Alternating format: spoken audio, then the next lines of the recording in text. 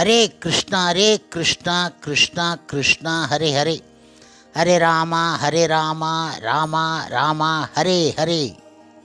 குட்டி கதைகள் 305. இங்கு கேசவ சோமயாஜி அவர்களை பற்றி காண்போம். முன்பு ஒரு சமயம், அன்று சந்திர கிரகணம்.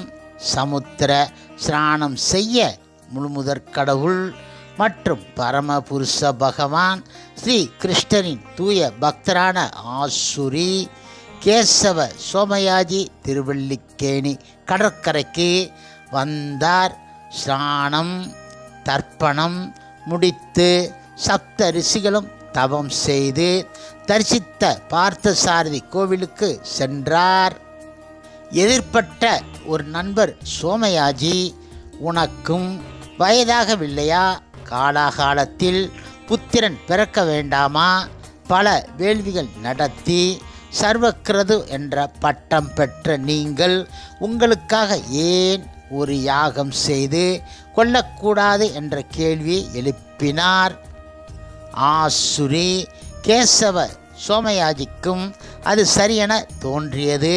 நல்ல காரியத்தை ஏன் தள்ளி போட வேண்டும் என நினைத்தார். வேங்கட கிருஷ்ணர் சன்னதியிலே ஒரு இஷ்டி கோமம் நடத்தி வேண்டிக் கொண்டார். அன்று இரவு அவர் கனவில் பெருமாள் தோன்றி யாமே வந்து பிறப்போம் என்று அருளினார். சோமயாஜி எழுந்து தனது மனைவி காந்திமதியிடம் இந்த கனவை சொல்லி புலங்காகிதம் உற்றார். அடுத்த ஆண்டு பிங்கள வருஷம் சித்திரை மாதம் வளர்பிறை பஞ்சமி வியாழக்கிழமை திருவாதிரை நட்சத்திரத்தில் நடுப்பகலில் கடக லக்கணத்தில் ஹாரித கோத்திரத்தில் திருமகனார் அவதரித்தார். காந்திமதிக்கு பூமி பிராட்டி என்றொரு பெயரும் உண்டு. காந்திமதியின் தமையனார் பெரிய திருமலை நம்பிக்கு தகவல் போயிற்று. திருமலை நம்பி மனைவியுடன் விரைந்து வந்தார். குழந்தையின் சிவந்த உடலும் அழகிய வதனமும் கண்டு களிப்போடு இளையாழ்வான் போல் இருக்கிறான், லக்ஷ்மணன் என்று பெயர் சூட்டுவோம் என்றார். 2 பெயர்களையும் சேர்த்தே வைத்தனர். அப்போது வைஷ்ணவ ஆச்சாரியராக இருந்தவர் யமுனை துறைவர் என்ற ஆளவந்தார். ஆளவந்தாரின் சீடர்களில் ஒருவர் திருமலை நம்பி.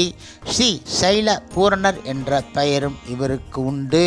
ஒரு நாள் ஆளவந்தார் ஒளிவில் காலமெல்லாம் திருவேங்கடத்து எழில்கொள் சோதிக்கு வலுவிலா அடிமை செய்ய என்ற பாடலுக்கு விளக்கம் கூற ஸ்ரீ சைல பூரணருக்கு திருவேங்கடத்தானுக்கு சேவை செய்ய வேண்டும் என தாளாத ஆவல் பிறந்தது.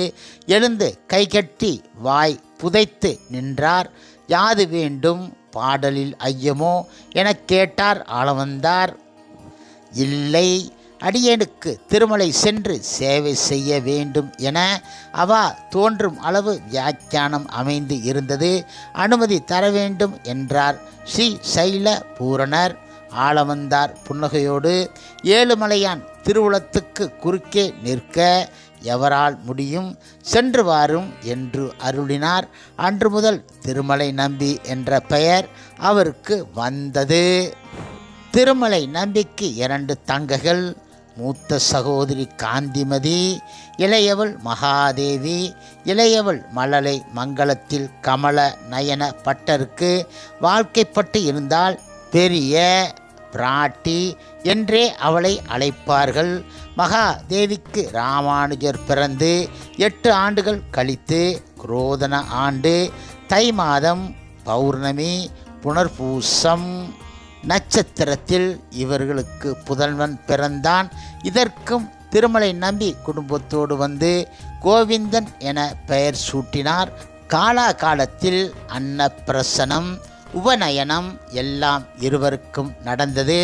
சோமயாஜி சர்வைக்கர் ஆனதால் வேதாங்களை மகனுக்கு கற்பித்தார். 15 வயதுக்குள் அனைத்திலும் வித்தகர் ஆகிவிட்டார் ராமானுஜர். 16 வயதில் தஞ்சமாம்பாள் என்ற பெண்ணை அவருக்கு திருமணம் செய்து வைத்தார்கள். ராமானுஜருக்கு 2 தங்கையர் இருந்தார்கள். மூத்தவளுக்கு விவாகம் ஆயிற்று. அதற்குள் கடமை முடிந்ததென கேசவ சோமயாஜி இறைவனடி சேர்ந்து விட்டார். ஹரே கிருஷ்ணா ஹரே கிருஷ்ணா கிருஷ்ணா கிருஷ்ணா ஹரே ஹரே, ஹரே ராமா ராமா ராமா ஹரே ஹரே.